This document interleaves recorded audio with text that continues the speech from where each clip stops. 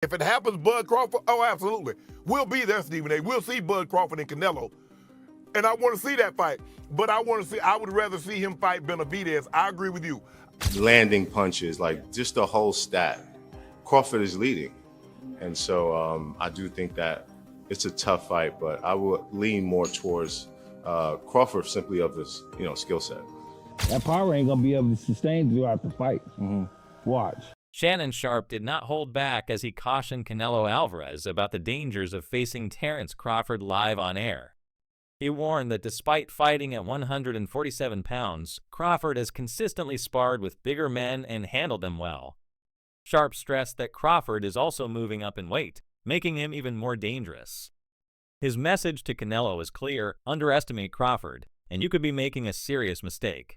Great fighters, they're not going to give me my due because I'm going to have 3 or 4 losses. And that's what's happening. Guys won't fight anybody that the fans want to see, or a fighter that's deserving. You're absolutely right. David Benavidez deserved the fight Canelo, but Canelo doesn't want to fight him because he knows there's a greater chance of him losing versus Benavidez versus Bigger Charlo. And so that's what, now, am I going to go see if it happens, Bud Crawford? Oh, absolutely. We'll be there, Stephen A. We'll see Bud Crawford and Canelo. And I want to see that fight. But I would rather see him fight Benavidez. I agree with Daniel Jacobs carefully considers the technical aspects of both fighters before giving his opinion. He notes that Canelo Alvarez is powerful and experienced, but Terence Crawford brings an advanced set of tools into the ring that makes him an unpredictable and dangerous opponent. Jacobs highlights that Crawford's adaptability allows him to switch styles mid-fight, confusing opponents and neutralizing their strengths. This ability, combined with his sharp reflexes and ring IQ, could cause major problems for Canelo. Jacobs stresses that while Canelo has proven his toughness against heavy hitters like Gotti, Golovkin, enduring Crawford's speed, precision, and tactical intelligence will be an entirely different type of challenge. For these reasons, Jacobs places his confidence in Crawford, believing his superior skill set gives him the edge. For instance, when he fought the guy that he lost to just recently. Bivol. Yeah. Shout out to Bivol. He wasn't really able to find that niche there, but in spurts, you can see him adapting, right? And so the biggest difference between Bivol and Crawford is the size difference in the power. Even though Bivol was an ultimate boxer, he still was able to keep him off him with the sheer power and strength. But with Crawford, I think that it'll be challenging for Canelo to get around the skill set, but it wouldn't be challenging for him to be able to endure the pain. And so that's what Canelo, because the mindset too is, if you can't hurt me, no matter what you do, I'm going to keep coming forward. Yeah. So if Canelo could adapt that mindset, take the shots, because he's going to be throwing, and if you look at the stats too, in terms of punch output, in terms of landing punches, like just the whole stat, Crawford is leading. And so I do think that it's a tough fight, but I would lean more towards Crawford simply of his, skill set. Is this the biggest fight for his legacy? If obviously he wins, I think. Crawford. Yes. Yeah. I think it would be the biggest win. Sure. But given the fact that a lot of people, I think, expect Canelo to win because of the weight, where do you rank this in comparison to that huge fight with Errol Spence? So if Canelo wins, it would be one of his most top tier wins, but it would also be expected. So I don't know if it would take the umph off of it, rather the other way around, because of the size difference and what all Canelo has been accomplishing for the last however many years, Oladipo explains that Crawford has a special quality that separates him from most fighters: the ability to inflict damage in ways that are not purely dependent on brute force. He believes Crawford's timing and accuracy allow him to land shots that opponents never see coming, making them more damaging than they appear on the surface. According to Oladipo, this quality is precisely why he favors Crawford in a matchup against Canelo. He argues that Alvarez, though durable, can be outmaneuvered by fighters who maintain discipline and avoid being drawn into slugfests. Crawford excels in this area, consistently staying patient until opportunities present themselves for Oladipo.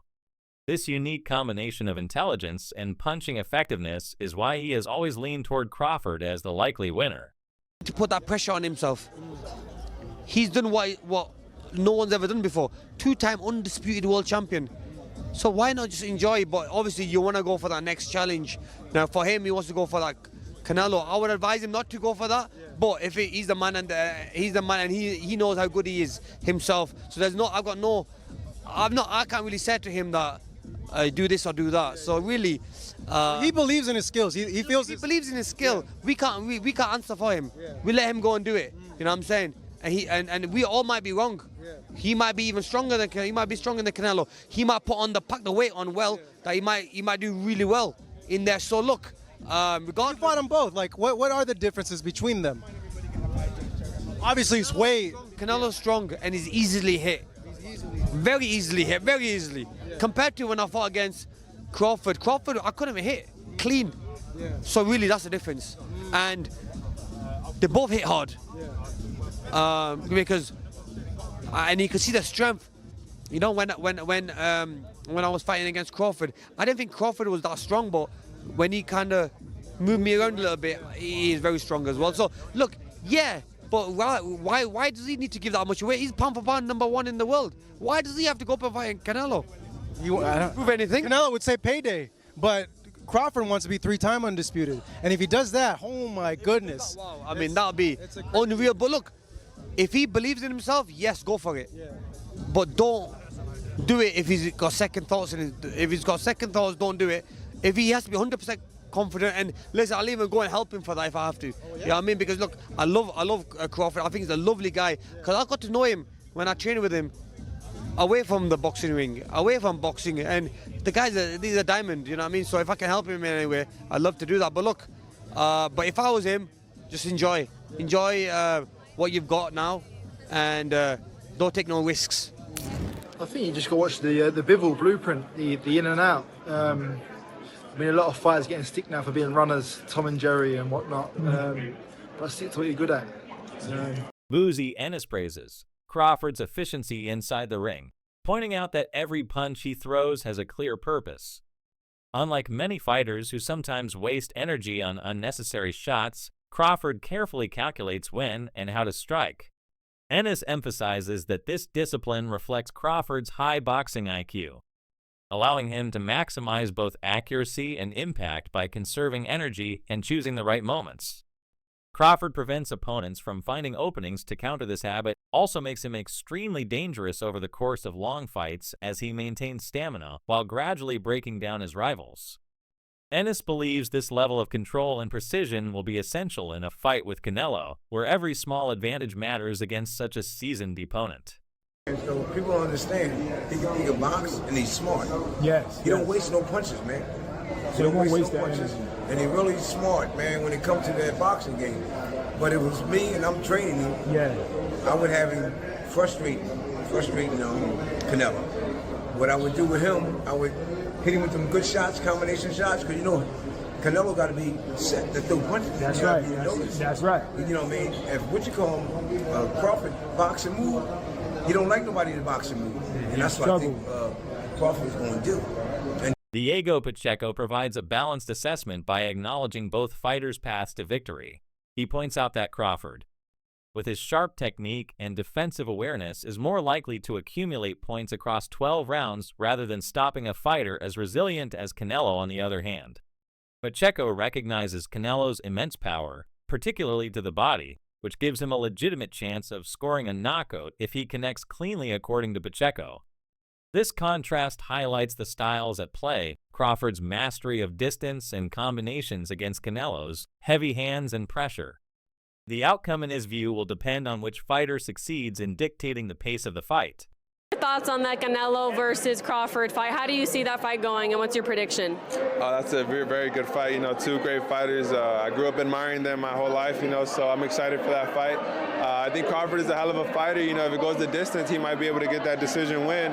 But I think if there's a knockout, then it might be Canelo who's getting the knockout win. But I'm ready to watch the fight. You know, I'm going to be a big fan that night, and just be rooting for both guys. You know, they're both great fighters. Adel Adipo reflects on Canelo's career trajectory. noting that while the Mexican star remains elite, he is no longer the same unstoppable force he once appeared to be.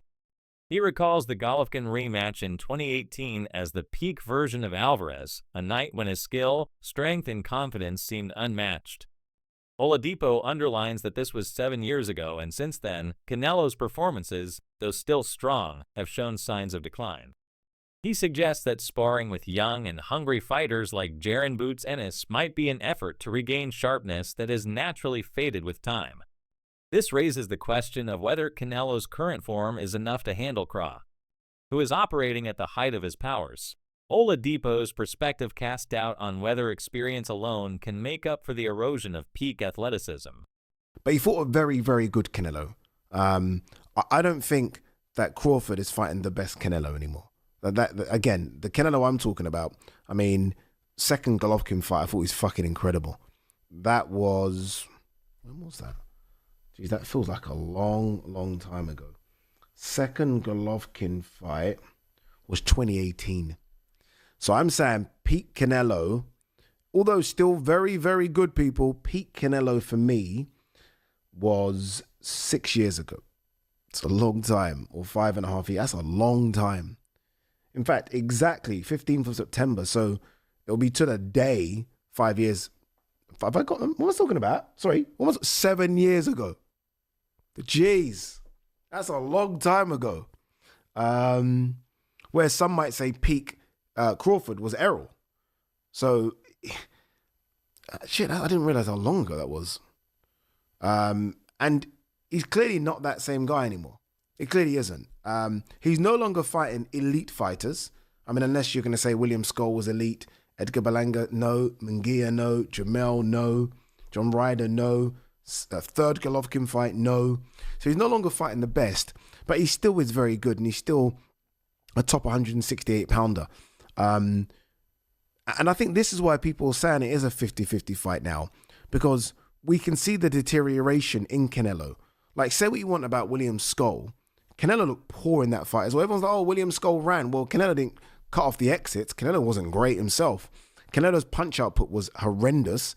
So we can clearly see the deterioration. That said, he is the naturally bigger guy. I just mentioned the fact that Crawford's put on size, but the naturally bigger guy in this weight class is Canelo. That has to count for something. Regis Progress strongly challenges the idea that Crawford's power will trouble Canelo. He argues that Alvarez has already taken punches from naturally bigger fighters, including heavy-handed champions, without showing significant vulnerability. Pro Gray emphasizes Canelo's reputation for having one of the strongest chins in boxing, a trait that makes him exceptionally difficult to hurt. However, Pro Gray does not dismiss Crawford entirely. He admits that Crawford's tactical intelligence, movement, and ability to adjust give him a chance to win by outboxing Canelo. Still, he believes that power alone will not be enough, and Crawford will have to rely heavily on skill and strategy if he hopes to secure victory against such a physically imposing opponent. You know, I think that Crawford has the ability to outbox Canelo. You got to look at, and then Canelo's older. Crawford has the ability, but he's small, you know, and he can look bigger Crawford could look bigger in the weigh-ins and all that stuff, but it's always a difference. When you get that fight with somebody, you can tell. Same thing with Jamel. Jamel fought him, the twin. He fought Crawford, and in all the stuff, the weigh-ins and the press conference, Jamel looked like the bigger man. You know, his head, his neck, everything looked bigger. But when they got in the fight, you can tell. You can see who really was the bigger man. And I think that's the same thing. Crawford is putting on weight, but it's not weight. Like Canelo had the weight already. He doesn't have to put on muscle. He doesn't have to do that. He's already big like that. But I think that Crawford does have the style.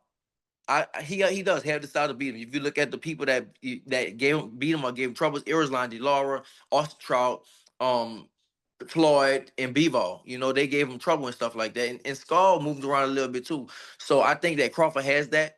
But I don't know how Crawford is going to respond when he gets hit. Same thing with Jamel. Jamel was undisputed at 154, and Canelo hit him and shit. Jamel was like, hell no. Jamel took a knee, you know. So it's a big difference. And Crawford had that one fight at 154, and he didn't, you know, Madrimov would touch him up a little bit. and this is nowhere close to Madrimov. This is, you talk about Canelo. Now, if it was just another bigger guy, I would go with Crawford. But you talk about great. This might be. I mean, people might kill me for it, but well, not really. But this might be the best Mexican fighter ever. One of them, at least, right? You talk about Canelo and Crawford going up against him. So the only thing they have, but I would say the only thing he has going for him is he's a skillful fighter, and Canelo is older. Crawford's trainer stresses the importance of conditioning in this matchup. He argues that if Canelo begins to slow down or tire, as the fight progresses, it will create openings that Crawford will exploit with his superior speed. Crawford has built a reputation for thriving in the later rounds, often turning up his intensity. Once opponents begin to fade, his quickness allows him to land clean counters and avoid retaliation, punishing any drop in energy from his rivals. The trainer highlights that against a fighter like Crawford, losing even a step in movement or reflexes can be costly. This statement underscores the pressure on Canelo to maintain a relentless pace throughout the fight, a demanding task at this stage of his career. Throughout the fight, watch. And he usually slows down between 6 and 7. If you slow down, that's a fucking wrap. That's what you've been seeing in these last couple fights from him? I mean, yeah. Fuck yeah. I've seen him slow down going into the later rounds, and I done seen his ass get outboxed.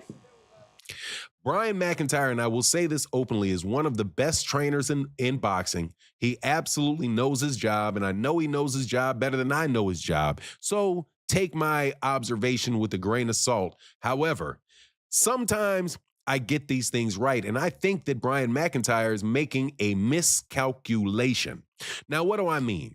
He basically said that one of the biggest advantages that Terence Crawford has over Canelo Alvarez is that Canelo Alvarez slows down, and that he says that after round 6, round 7, that Canelo Alvarez usually starts slowing down, and if he slows down against Terence Crawford, that is going to be a very, very huge mistake, and Terence Crawford is going to be able to take advantage of that. All right. First and foremost, let me say this.